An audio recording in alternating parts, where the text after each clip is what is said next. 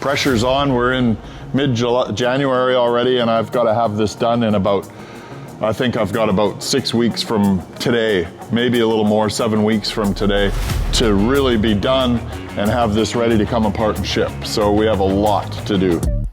Most people start their mornings with coffee and a plan. I started mine with a death wish and a forklift. By 9:30, I was reaching 35 feet in the air to hoist a 500-pound steel armature with nothing but a single ratchet strap and a prayer to bring it down to the ground without crushing anything, just so I could finally weld the dragon's head into place. You ever have a morning like that?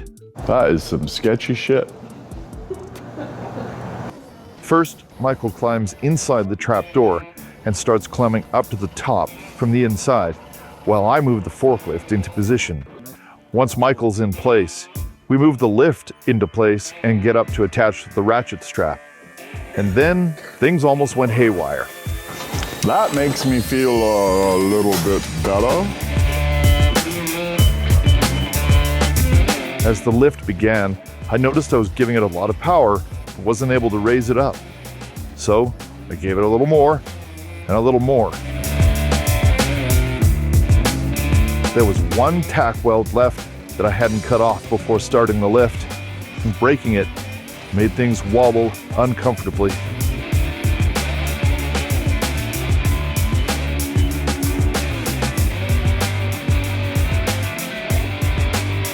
Well, that worked out great. We have a headless dragon. So we can disconnect the fork, get the forklift out of here. This is manhandleable now. We can drag it around on the ground.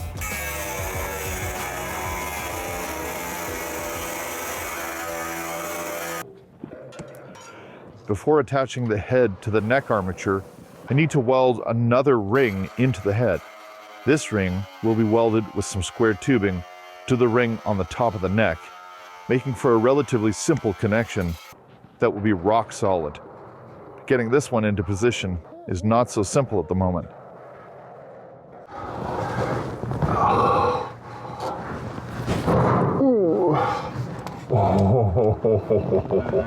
Wow. What a difference that made. That's like perfect. Took some coaxing, but the fit was completely perfect once I convinced it.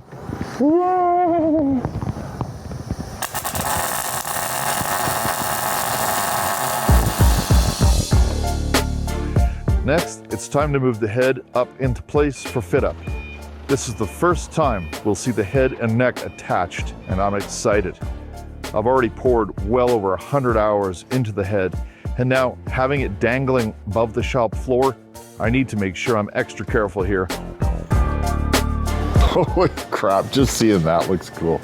What I'm doing is my initial idea, they were planning to put the dragon way up in the air, like on a platform, 12, 13 feet in the air, with a room underneath it and make it look like a castle and that kind of thing, which was a really cool idea.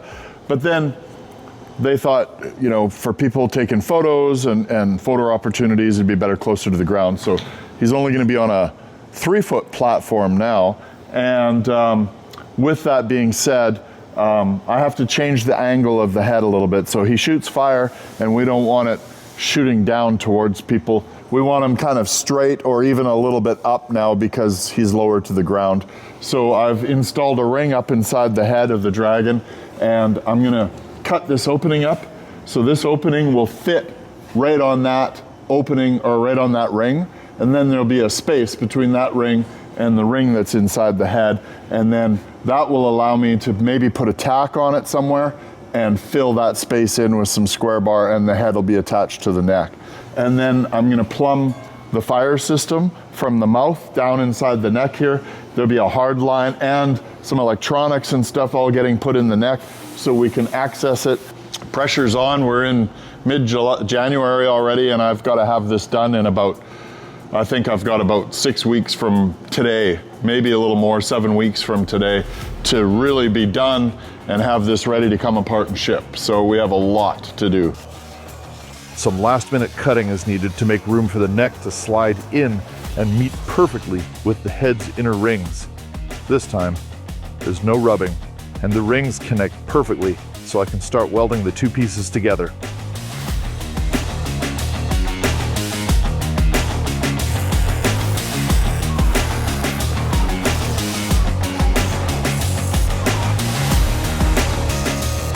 We've mounted the head, we brought the neck down today. The neck needs a bit of welding on the inside and went pretty smoothly. We had to open up the back of the head and mount a ring inside the mouth. That went real smoothly as well. Actually, the first ring on the neck fit inside the mouth perfectly, which was amazing. We welded it in. I've put some braces and some stitches in there, so that's mounted. And this will be one of the next steps that I do. So leaving this open, I have to plumb the neck to go down into the Dragon for the fire system. So this is the igniter. So this is a Honeywell igniter. This will sit up in the back of the throat, and the gas will feed it, and it's electronically controlled. And this will have safety features on it so it doesn't go off, you know, like basically, if there's no fire, there's no gas. So that's one of the safety features of this nice system. It's set up on a bracket where I'm gonna mount that in the back of the throat. There'll be two 1-inch stainless tubes, about 4 inches behind it, that will shoot the gas out, and this will ignite it, and boom, we have fire. Today was really good. We got the heavy duty, we have a 350 PSI pressure tank that went up inside the chest, and we, with Michael's help and Michelle, we got it dragged up inside there and mounted in the air and all level and mounted and fixed permanently inside the Dragon. So that's done.